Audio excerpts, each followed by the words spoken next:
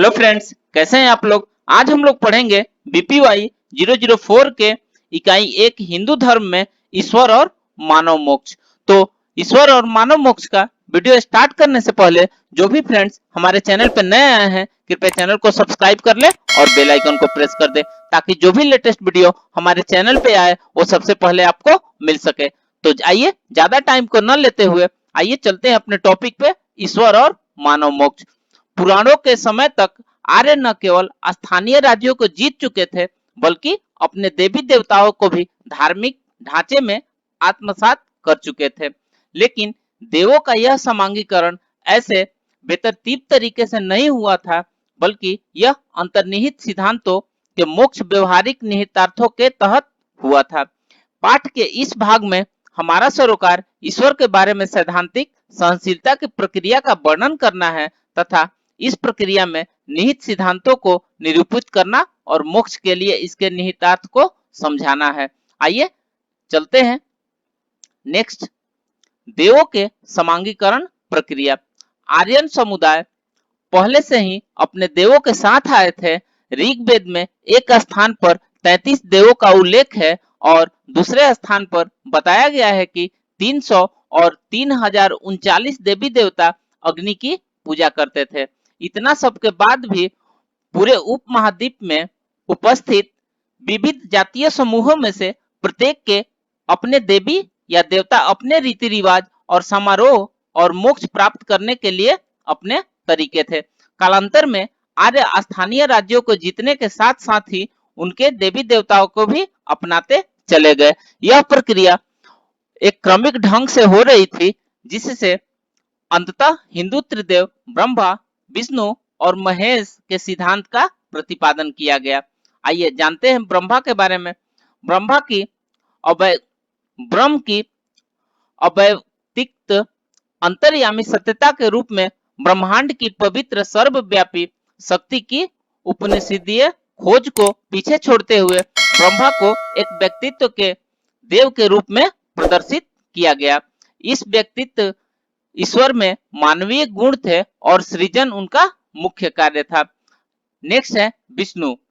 विष्णु जो वेदों के एक छोटे से देव थे को पूर्णतः नई पहचान के साथ विभिन्न विद्यमान देवी देवताओं के साथ एक परोपकारी देवता के रूप में समन्वित कर दिया गया। विष्णु का सरोकार विश्व के कल्याण से था। इसके समय समय पर पृथ्वी पर अवतरित होने की कल्पना की गई। विष्णु के ऐसे 10 अवतारों का वर्णन किया गया है जिसमें पहला हो जाएगा मत्स्य के रूप में असुरों से वेदों को बचाने के लिए तथा दूसरा कछुओं के रूप में पृथ्वी को अपनी पीठ पर धारण करने के लिए। तीसरा में बताया गया है कि एक वन्य शुकर के रूप में असुर द्वारा पृथ्वी को नीचे खींचने पर उससे ऊपर उठाने के लिए वर्णन किया गया है। चौथा में बताया गया है कि नरसिंह के रूप में आसुरी मनुष्य के घमंड को तोड़ने के लिए विष्णु को अवतार लेना पड़ा। पांचवा में बताया गया है एक वामन के रूप में परोपकारी मनुष्य के दंभ को खत्म करने के लिए विष्णु ने अवतार लिया था। छठा परशुराम के रूप में आक्रामक और क्रोधी क्षत्रियों का विनाश करने के लिए विष्णु ने छठा रूप लिया था। सातवां में एक आदर्श और अति सज्जन पुरुष राम के रूप में जिनको हम पुरुषोत्तम या मर्यादा पुरुषोत्तम राम के रूप में जानते हैं विष्णु ने अवतार लिया था। आठवां महाभारत के कृष्ण के रूप में उन्होंने अवतार लिया था जिसमें उनकी ग्वाला रूपी रास लीला, सैन्य कौशल और एक मरणशील ईश्वर का भी वर्णन है। नौवें बुद्ध को भी विष्णु के अवतार के रूप में देखा जाता है। ऐसा संभवतः है कि बौद्ध धर्म को हिंदू धर्म की दृष्टि से किया गया था क्योंकि हिंदू धर्म और बौद्ध धर्म दोनों में बहुत ही सिमिलरिटी है। अंतिम अवतार के रूप में हम कल्कि का अवतरण अभी देखना बाकी रह गया है। आइए नेक्स्ट देखते हैं शिव।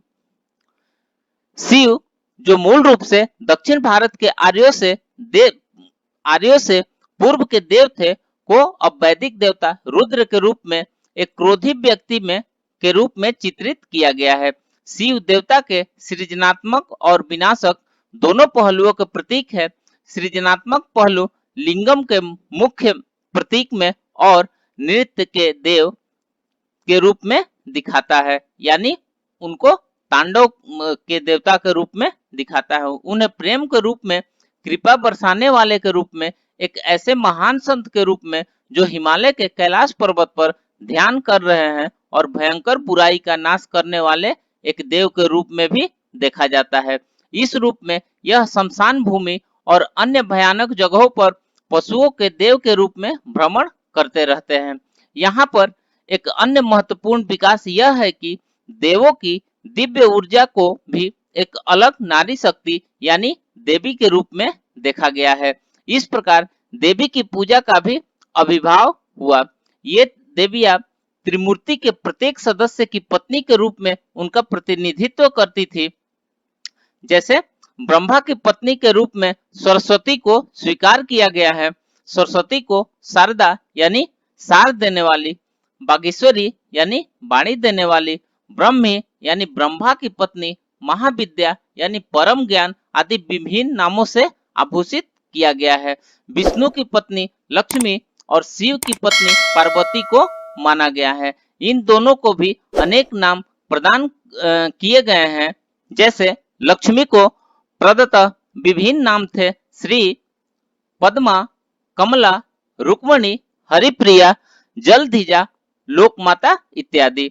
उसी तरह शिव की पत्नी को उमा, अंबिका, हेमावती, गौरी, गिरिजा, दक्षयानी, मृदानी, रुद्राणी, सर्वाणी, अपर्णा महेश्वरी, कुमारी, इंद्राणी, चामुंडेश्वरी आदि विभिन्न नामों से जाना जाता है।